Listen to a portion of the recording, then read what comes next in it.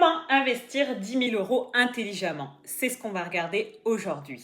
Hello, c'est Elodie, j'espère que tu vas bien. Aujourd'hui, on se retrouve pour une petite vidéo investissement et dans cette vidéo, je vais te montrer quelle stratégie tu peux employer pour investir tes 10 000 premiers euros. Que tu aies reçu 10 000 euros par exemple d'un héritage, d'une donation ou que tu les aies accumulés, épargnés petit à petit, tu es arrivé à cette somme-là et tu te poses beaucoup de questions. Comment les investir intelligemment pour faire fructifier ton capital? C'est ce qu'on va regarder. Déjà avant tout, félicitations car peu de personnes arrivent à obtenir 10 000 euros, à épargner 10 000 euros ou à recevoir 10 000 euros. Mais maintenant, la tentation, c'est soit tu as peur et tu ne fais rien, et là, ce n'est pas bon du tout, parce que ton compte courant n'est pas un compte d'investissement, n'est pas un compte qui va faire fructifier ton capital. Si tu laisses ces 10 000 euros sur ton compte courant, l'inflation va les grignoter petit à petit. Et au fur et à mesure des années, ton argent ne vaudra plus grand-chose. Et ça, c'est vraiment dommage, surtout quand tu as épargné petit à petit pour constituer ce capital. Déjà, la première question que tu dois te poser, c'est dans quel objectif tu souhaites faire fructifier ce capital et à quelle échéance. Est-ce que c'est un capital dont tu vas avoir besoin rapidement, à 1 an, 5 ans, 15 ans, 10 ans ? 30 ans, 20 ans? Dans quel objectif est-ce que tu veux investir?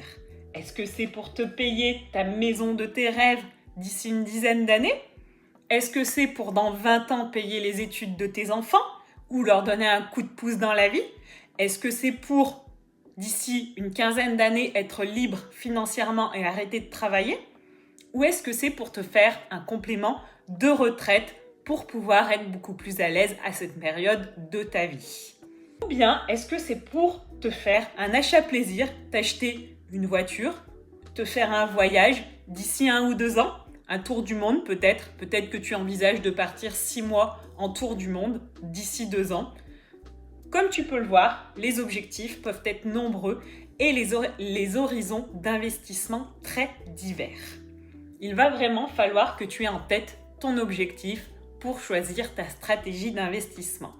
Car tu ne vas pas investir de la même manière si tu investis pour faire un tour du monde dans 2 ans que si c'est pour te payer ta maison de tes rêves dans 15 ans. Quelle est également ton appétence au risque? Tu dois te poser également la question. Est-ce que tu es à l'aise avec le fait de prendre des risques? Peut-être que si ça fait 5 ans que tu économises tes 10 000 euros petit à petit, 100 euros par 100 euros, tu ne seras pas du tout à l'aise avec le fait de prendre des risques.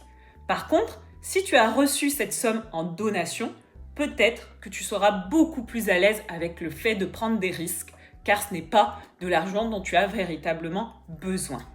Dans un premier temps, je vais te poser une question. Est-ce que tu as constitué ton matelas de sécurité?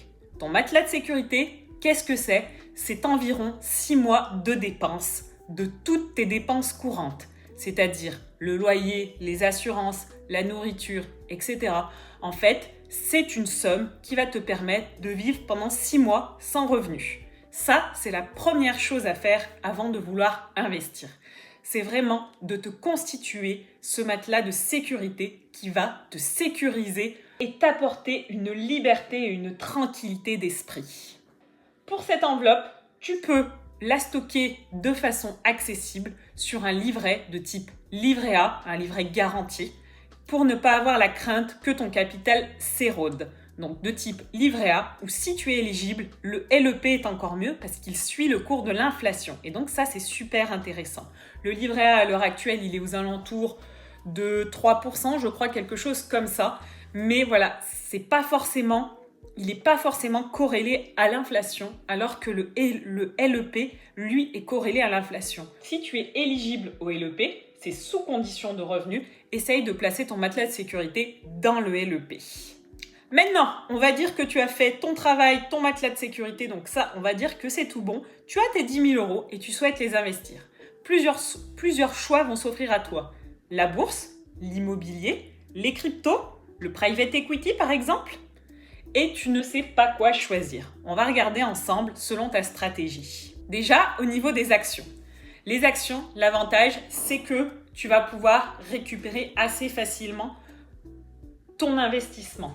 Par exemple, ce que je te conseille de faire pour un horizon minimum de 5 ans, c'est d'ouvrir un PEA et de placer ton argent dessus. Avec le PEA, à la sortie, tu auras des frais, du moins un impôt sur la plus-value réduit. Tu payeras que les 17,5 de contribution sociale au lieu des 30% de flat tax. Donc ça, c'est vraiment très intéressant. Sur quoi investir dans ton PEA? Je te conseille d'investir sur des ETF. Les ETF vont pouvoir te permettre d'investir sur énormément de capitalisation. Un ETF monde ou un ETF S&P 500, c'est très bien, ça te permet vraiment de diversifier un maximum. Au niveau de l'horizon, je dirais environ 5 ans, parce que comme ça, tu vas pouvoir bénéficier de l'avantage fiscal du PEA, mais c'est aussi intéressant si c'est de type 1 an, 2 ans, etc. Ce que tu peux faire si ton horizon est réduit, par exemple 2 ans, c'est d'investir aussi dans des obligations parce qu'elles ont une date de fin. Donc ça peut être aussi intéressant. Si maintenant tu souhaites investir sur du plus long terme, je te conseille d'investir en immobilier. L'immobilier, c'est une formidable classe d'actifs, surtout en France, parce que tu peux bénéficier de l'effet de levier grâce à l'emprunt bancaire. Ça te permet, par exemple, avec 10 000 euros, d'emprunter un bien qui sera peut-être de l'ordre de 100 000, 150 000 euros. Ça va vraiment dépendre de tes revenus et aussi de ta banque, de ce que tu peux lui montrer au niveau de ta situation. Mais par exemple, c'est très facile d'emprunter un bien en mettant à peu près que 10% d'apport. Ça se fait très bien, même moins je dirais. Tu peux mettre jusqu'à 5 à 10% d'apport, je dirais. Généralement, on compte au moins les frais de notaire à l'heure actuelle. Avant, on pouvait même se permettre d'emprunter à 110%, mais malheureusement, les banques ne font quasiment plus ce genre de transactions. Mais par contre, tu vois, là, avec tes 10 000 euros, tu peux, je pense, investir et acheter un bien à 100 000 euros très facilement.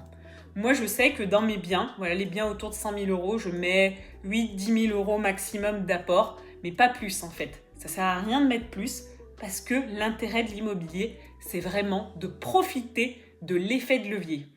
Avec 10 000 euros, tu peux lever 100 000 euros. Donc ça, c'est un effet qui est vraiment génial au niveau de l'immobilier. Ça fait que toi, tu mets sur la table, par exemple, que 10 000 euros, tu achètes un bien à 100 000 euros.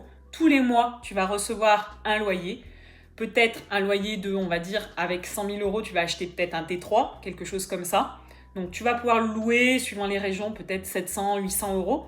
Et donc, tous les mois, avec ton investissement de départ de 10 000 euros, tu récupères 700, 800 euros. Certes, il y a ton crédit qui va te coûter environ 500, 550 euros à l'heure actuelle, mais ce crédit, il finance aussi le bien. Donc, petit à petit, tu t'enrichis. Et ça, c'est vraiment quelque chose d'exceptionnel. C'est vraiment le levier de l'emprunt bancaire et la beauté de l'immobilier, je trouve. En fait, avec une petite somme d'argent, tu peux vite t'enrichir sur le long terme et obtenir ainsi un très beau patrimoine si tu travailles sur du long terme. Si tu travailles sur du 1 ou 2 ans, ça sert à rien de faire de l'immobilier clairement parce que tu as les frais de notaire, etc. Donc ça ne sera pas rentable. Mais par contre, à partir d'une dizaine d'années, tu vas vraiment accumuler du patrimoine immobilier et donc faire grossir ton patrimoine général. Et ça, c'est vraiment la beauté de l'investissement immobilier. Tu investis sur 20 ans avec un locataire qui va payer tes emprunts bancaires et donc à la fin, tu te retrouves avec un bien qui a été financé non pas par toi, mais par ton locataire. Et ça, c'est vraiment exceptionnel et c'est quelque chose que l'on peut faire en France très facilement si tu as un CDI et que tu as un petit peu d'apport. Donc moi, si tu as un horizon long terme, on va dire voilà, à partir d'une dizaine d'années, je te conseille de mettre ton argent dans l'immobilier et de lever des fonds de cette manière-là. Tu vas me dire, et pourquoi pas passer par les SCPI? Alors, suivant ton horizon de temps, tu peux. Si c'est un horizon de 5 ans, peut-être qu'il est plus judicieux justement de passer par des SCPI parce que tu peux revendre plus facilement tes parts. Ça, c'est une certitude. Un bien immobilier est beaucoup moins liquide, mais avec les SCPI, tu auras aussi un rendement beaucoup moins intéressant que sur de l'immobilier locatif. On va maintenant passer à la classe d'actifs des crypto-monnaies. Alors, pour les crypto-monnaies, ce que je te conseille de faire, c'est de ne pas investir tout ton argent dessus, tous tes 10 000 euros. Je dirais, investis maximum 10% de ce capital, donc soit 1 000 euros. Et avec ces 1 000 euros, tu vas pouvoir te diversifier au niveau des crypto-monnaies, si vraiment tu veux en faire. Si tu veux en faire, par contre, vraiment, forme-toi, étudie l'actualité. C'est vraiment une classe d'actifs qui est très variable. Donc, si tu es sensible au risque, ne pars pas là-dessus. Et si tu cherches un investissement totalement passif où tu ne vas pas te préoccuper de ton investissement, ne pars pas là-dessus non plus. Pour les cryptos, je pense qu'il faut être assez ouvert d'esprit, assez curieux pour pouvoir étudier un petit peu toutes les tendances et choisir les cryptos sur lesquels tu vas investir. Concernant le private equity, tu peux également en faire, mais pour moi, c'est plutôt une gamme d'actifs qui te permet de diversifier. Une fois que tu as déjà de la bourse, de l'immobilier, des cryptos, là tu peux t'intéresser à tout ce qui est investissement alternatif, tout ce qui est private equity, c'est-à-dire investir dans des sociétés qui ne sont pas cotées. Ça, pour moi, c'est plus quelque chose que tu peux réserver dans un second temps au niveau d'une diversification. Donc voilà un petit peu moi quelle serait ma stratégie en fonction de mon horizon de temps. J'espère que cette vidéo aura pu t'éclairer. N'hésite pas à commenter, à me dire toi comment tu investirais tes 10 000 premiers euros et quelle est ta stratégie, sur quel type d'investissement tu es. Je suis curieuse et surtout ça permet vraiment de s'entraider et de voir que l'on n'est pas tout seul, de voir que l'on grandit, que l'on fait grandir notre patrimoine ensemble. Et ça, c'est super intéressant parce que la force du réseau, la force de voir, de s'encourager, c'est quelque chose qui est très puissant. Un investissement, ça permet de voir qu'on ne fait pas de bêtises, qu'on n'est pas tout seul. Donc n'hésite pas, commente, soutenons-nous en commentaire. Et n'hésite pas aussi à liker cette vidéo histoire de faire plaisir à l'algorithme et aussi à moi parce que j'aimerais vraiment savoir si ce type de vidéo t'intéresse et si tu as d'autres sujets de vidéos que tu aimerais que j'aborde. Et en attendant, je te dis à très vite pour une prochaine vidéo. Ciao ciao!